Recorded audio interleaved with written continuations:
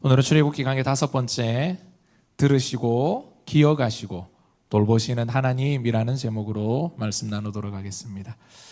여러분, 신앙이 무엇이라고 생각하십니까? 마음의 위로와 평안을 얻는 도구입니까? 아니면 물질의 축복을 받는 통로입니까? 여러분, 물론 신앙을 통해 위로와 평안을 얻고 때로는 물질의 복이나 문제 해결의 은혜를 누리기도 합니다. 여러분, 하지만 그것은 신앙의 본질이 아닙니다. 신앙은 하나님과의 인격적인 관계입니다. 그래서 신앙이 좋다라고 하는 것은 단순히 교회를 열심히 다니고 봉사를 많이 하는 것이 아니라 하나님과 좋은 관계를 맺고 있다라고 하는 뜻입니다. 그런데 여러분, 이 좋은 관계라는 것은 가만히 있는다고 해서 저절로 맺어지는 것이 아닙니다. 우리가 누군가 좋은 관계를 맺고 싶다 그러면요, 그 사람에 대해서 관심을 가지고 알아가고 대화를 하고 시간을 보내며 서로 신뢰의 관계를 쌓아가야 합니다. 여러분, 하나님과의 관계도 마찬가지입니다. 우리의 의지적인 반응과 태도가 있어야 합니다. 좋은 관계 맺기를 위한 노력이 필요하다는 거죠. 그렇다면 하나님과의 좋은 관계를 맺기 위한 첫걸음이 여러분 무엇일까요? 그것은 바로 하나님이 어떤 분이신지를 아는 것입니다. 그분의 성품을 알고 그분의 마음을 알고 그분의 어떤 방식으로 우리의 삶에 개입하는지를 아는 것입니다. 오늘 본문은 하나님을 우리에게 이렇게 소개하고 있습니다. 하나님은 들으시고 기억하시고 돌보시는 분이다. 여러분, 오늘 이 말씀의 의미가 무엇인지를 깨닫고 하나님을 더 깊이 알아 날마다 하나님과 좋은 관계 속에 살아가는 우리 모든 다사랑교회 성도들 되시기를 주의 이름으로 축원합니다. 읽어보겠습니다. 시작. 여러 해 후에 애굽 왕은 죽었고 이스라엘 자손은 고된 노동으로 말미암아 탄식하며 부르짖으니 그 고된 노동으로 말미암아 부르짖는 소리가 하나님께 상달된지라. 아멘. 여러분, 오늘 본문은 여러 해 후에라고 시작을 합니다. 이것은 단순히 시간이 지나갔다는 것이 아니라 여러분, 이 여러 해 후에라는 이 말 속에는 여러 가지 의미가 담겨져 있습니다. 우선 이스라엘 백성들의 고통이 단기간에 끝나지 않았다는 것을 보여줍니다. 애굽 왕은 바뀌었지만 시간은 지났지만 고통스러운 환경은 그대로였습니다. 하나님의 침묵처럼 느껴지는 시간에 백성들은 신음했고 희망 없는 답답함 속에 갇혀 있었습니다. 하지만 이 여러 해 후라고 하는 것은 또 다른 의미가 있습니다. 이제 하나님의 때가 무르익었다라는 것을 알려주는 신호입니다. 겉으로는 아무런 변화가 없었지만 하나님의 구원의 역사는 멈추지 않았습니다. 여러분, 하나님은 이 여러 해 동안에 모세를 태어나게 하셨고 모세가 어렸을 때 부모님으로부터 신앙의 교육을 받아 왕궁에서 최고의 또 학문으로 훈련받았고 그런데 아직 부족했다는 거죠. 그래서 하나님 몇 년 동안 광야에 두시다는 거죠? 40년 동안. 여러분, 이 여러 해 후에라고 하는 이 시간들 속에 하나님은 모세를 광야에서 준비시키고 계셨습니다. 여러분, 우리의 시간과 하나님의 시간은 다릅니다. 뭐라고요? 1년이 1000년 같고 1000년이 1년이란다. 하루가 1000년 같고 1000년이 하루 같다라고 이야기하세요. 그래서 때로는요, 하나님이 나를 잊으신 것 같습니다. 내 삶에 아무런 관심이 없으신 것처럼 느껴질 때가 있습니다. 기도하는데 허공에 대해서 하는 것처럼 느껴질 때가 있습니다. 그러나 하나님은 단 한순간도 우리를 잊지 않으시고 우리가 깨닫지 못하는 순간이라도 늘 지켜보고 계시고 우리를 인도하고 계시다는 것을 믿으시기를 축복합니다. 여러분, 중요한 것은 이런 답답한 시간을 믿음으로 기다릴 수 있어야 한다는 겁니다. 읽어보겠습니다. 시작. 이 묵시는 정한 때가 있나니 그 종말이 속히 이르겠고 결코 거짓되지 아니하리라. 비록 더딜지라도 기다리라. 지체되지 않고 반드시 응하리라. 아멘. 여러분, 하나님은 가장 완전한 때, 하나님의 시간에 하나님의 방법대로 반드시 역사하십니다. 그러므로 우리는 스스로에게 이렇게 질문해야 합니다. 나는 하나님의 때를 신뢰하고 있는가? 삶에 아무런 변화가 없어도 여전히 하나님은 나를 위해 일하고 계시다는 것을 나는 믿고 있는가? 많은 분들이 방금 이 질문에 아멘이라고 속으로 대답하셨습니다. 아닙니까? 뭐라고요? 그런데 여러분, 이스라엘 백성들은 그렇지 않았던 것 같아요. 아멘입니다. 맞습니다. 이렇게 이야기해야 되는데, 맞습니다. 기다리고 있습니다. 반드시 하나님 역사하십니다. 나에게 그 믿음이 있습니다. 여러분, 오늘 본문을 보면 고된 노동으로 인해 탄식하고 부르짖었다, 이렇게 되어 있습니다. 그런데 이것은요, 믿음의 기도라기보다 육체적인 고통이 너무 심해 터져나온 신음이요 절규라 할 수 있습니다. 그러니까 부르짖었다라고 하는 게 여러분 기도가 아니라는 거예요. 이런 거죠. 신음, 어떤 얘기냐면요, 너무 힘든 거예요. 우리 자주 하는 이야기, 뭐 여러분들 말고 사람들이 자주 하는 이야기 뭐죠? 뭐라고요? 많이 하는 거 생각해.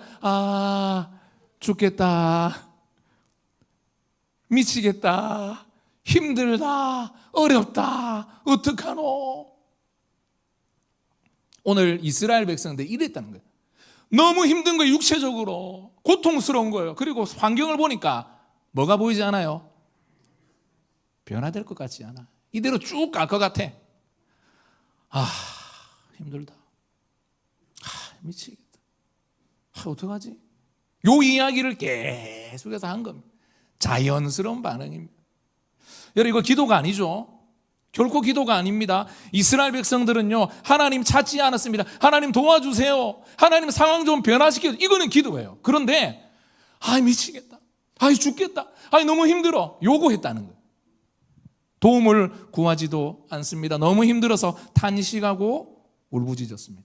그런데 여러분, 놀라운 사실은 믿음 없는 이러한 부르짖음조차 하나님이 오늘 하나님 뭐 하시는 분이라고요? 들으시는. 하나님 들으셨어요. 그거 들으셨어요.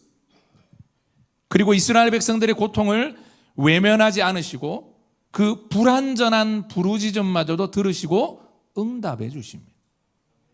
여러분, 믿음으로 다듬어진 말이 아니더라도 때로는 고통 중에 내뱉는 작은 신음소리라 하더라도 그것이 하나님께 상달될 수 있습니다. 이것은요, 특권입니다. 할렐루야. 우리가 하나님의 자녀 택한 성도이기 때문에 주어진 은혜입니다. 여러분, 때로는 부모님이 말을 제대로 하지 못하는 어린 자녀의 울음소리를 듣고, 저는 잘 모르겠는데 제가 뭐 부끄러운 고백인데, 그 어머니가 우리 아이들을 키웠는데 기저귀를 제가 한 번 갈았나 한 번도 안 갈았나 모르겠다. 그 사모만 알고 있을 건데, 아무튼 어머니가 다 하시고 사모가, 물론 저는 그때 논 게 아니라 열심히 사역했습니다. 교회 워낙 바쁜 교회라서 새벽에 가서 저녁에 5일에서 아이들이 뭐 어떻게 컸는지 모르겠는데, 때로는 여러분 울음소리를 듣고 배가 고픈지 아픈지 졸린지 여러분 단번에 알아차릴 수 있습니까? 뭐라고요? 너무 오래돼서 기억이 안 납니까? 엄마도 모른다고요? 엄마만 안다고요? 엄마는 모른다 그래요. 이게 뭐 죽이 맞아야 되는데 모릅니다 하면 이게 엄마만 알지요. 하나님은 우리가 입술로 표현하지 못하는 마음의 신음조차 들으시는 거 알아요. 왜 모르시겠습니까? 그렇기 때문에 기도할 수 없다라고 느껴질 때일수록 여러분 오히려 하나님 앞에 더 나가야 됩니다. 그래서 말이 되지 않아도 괜찮아요. 여러분 유창하게 기도할 수 없어도 괜찮습니다. 그냥 그 자리에 가만히 서 있어도 괜찮습니다. 입을 열지 못해도 하나님은 우리의 깊은 마음속까지 다 들여다보고 계신 거예요. 내가 네 마음을 안다. 내가 네 아픔을 안다. 내가 네 고통을 안다. 내가 너의 그 답답함을 세상의 어떤 사람들보다 내가 알고 있다. 하나님은 결코 우리를 외면하지 않으십니다. 여러분, 하나님이 이스라엘 백성의 고통 소리를 들으신 이유에 대해 오늘 본문은 이렇게 말하고 있습니다. 읽어보겠습니다. 하나님이 그들의 고통 소리를 들으시고 하나님이 아브라함과 이삭과 야곱에게 세운 그의 언약을 기억하사. 아멘. 하나님 우리를 들으시는 분이요. 여러분, 두 번째는 하나님 어떤 분이라고 말씀드렸죠? 기억하시는 분. 이 언약은 아브라함에게 하신 약속입니다. 여러분, 창세기 15장 13절에서 14절을 보면 하나님께서 아브라함에게 이런 말씀을 하셨어요. 그러니까 아브라함이 환상 중에 하나님을 만났는데 너는 반드시 알라, 내 자손이, 그러니까 아브라함의 후손이 이방에서 계기되어 그들을 섬기겠고 400년 동안 내 자손을 괴롭히리니 그들이 섬기는 나라를 내가 징벌할지며 그 후에 내 자손이 큰 재물을 이끌고 나오리라 약속을 하셨어요. 그러니까 여러분, 지금 이 약속을 하신 지 몇 년 정도 지난 것 같아요? 400년이 지났어요. 400년이 지났고 하나님이 그 약속을 기억하셨습니다.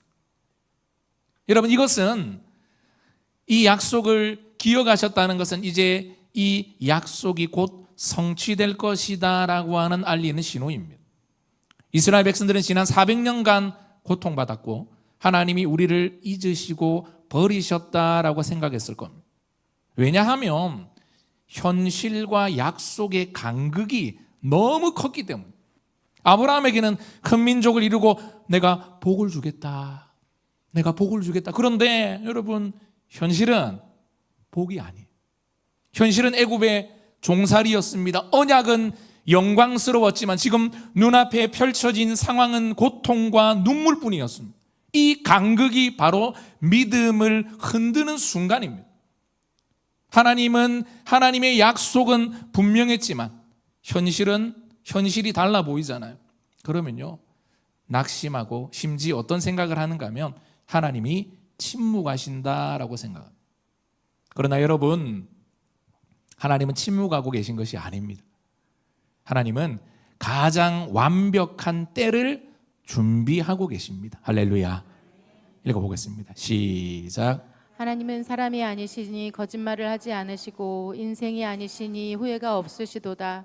어찌 그 말씀하신 바를 행하지 않으시며 하신 말씀을 실행하지 않으시랴. 아멘. 여러분, 하나님의 때는 정확합니다.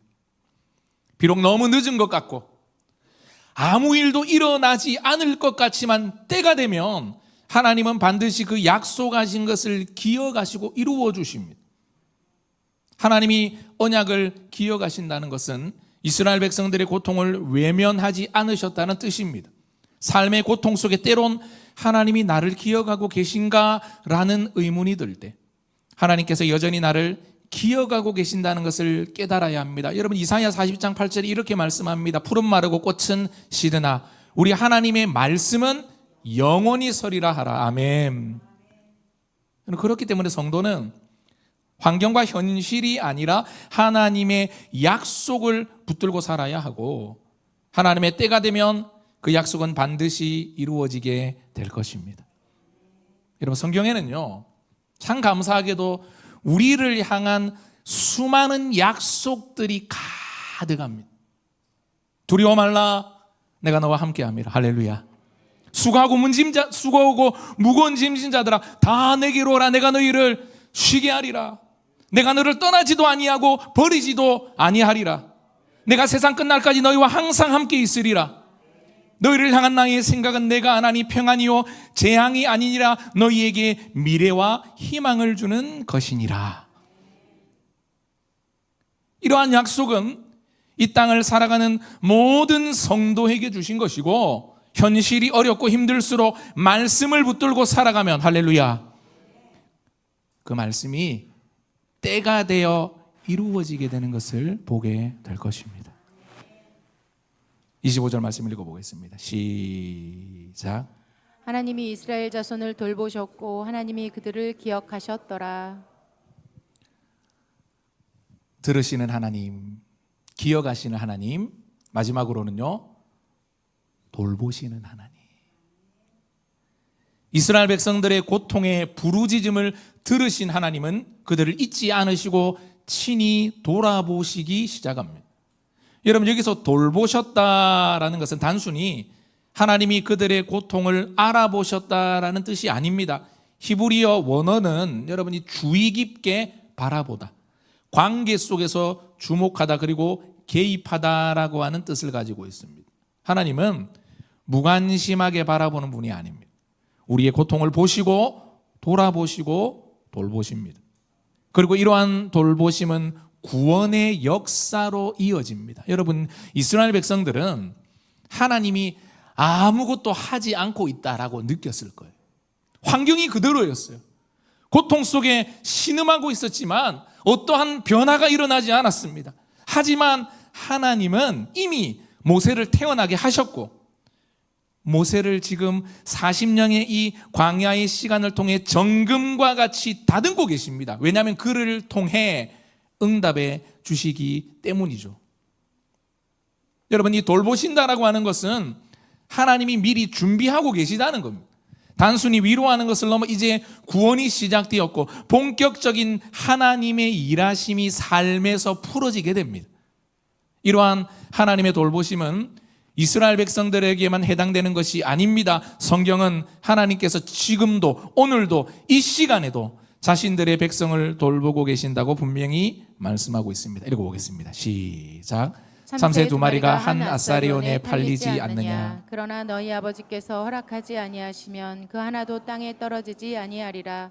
너희에게는 머리털까지 다 세신 바 되었나니 두려워하지 말라. 너희는 많은 참새보다 귀하니라. 아멘. 여러분, 이 말씀은 하나님은 우리의 삶의 가장 작은 부분까지 주의 깊게 바라보시고 돌보신다라고 하는 뜻입니다.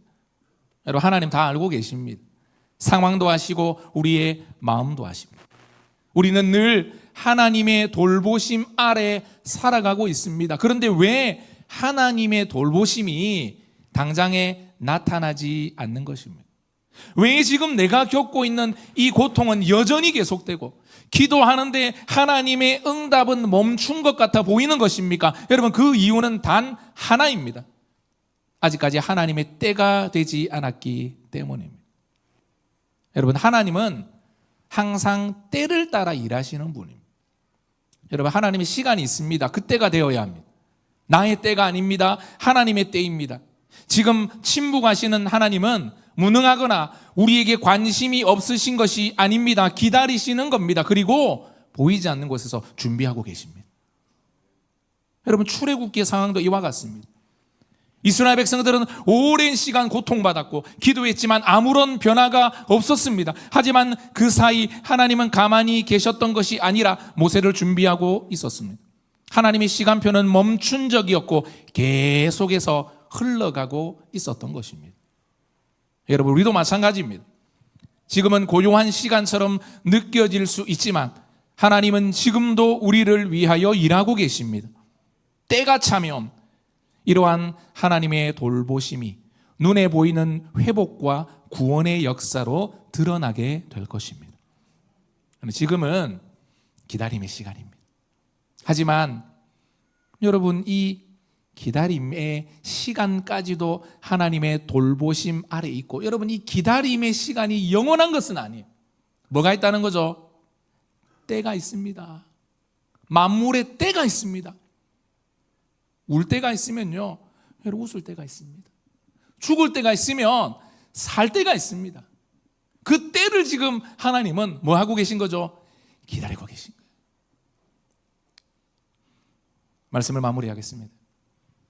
여러분, 출애굽의 말씀은 단지 과거 이스라엘의 역사에 대한 이야기가 아닙니다. 오늘을 살아가는 우리에게 주시는 하나님의 메시지요, 약속이요, 소망의 말씀입니다. 여러분, 하나님은 오늘도 지금도 들으시고 기억하시고 돌보시는 분입니다. 우리의 기도가 부족하고 믿음이 연약해도 하나님은 그 신음소리마저 듣고 계십니다. 때로는 응답이 늦어지고 현실이 답답하지만 하나님은 언약을 기억하시고 하나님의 때에 하나님의 방법으로 반드시 이루어 주실 것입니다. 당장 눈앞에 아무 일이 일어나지 않지만 하나님은 이미 일하고 계시고 미리 준비하고 계십니다. 그러므로 지금이 기다림의 시간이라 하더라도 여전히 하나님이 우리를 돌보고 계심을 믿으시고 낙심하지 마시고 약속의 말씀을 붙드십시오. 때가 되어 하나님의 역사와 일하심이 나타날 때까지 맞을 붙들고 기도하고 믿음으로 흔들림 없이 살아가는 우리 모든 다사랑교회 성도들 되시기를 주의 이름으로 축원합니다.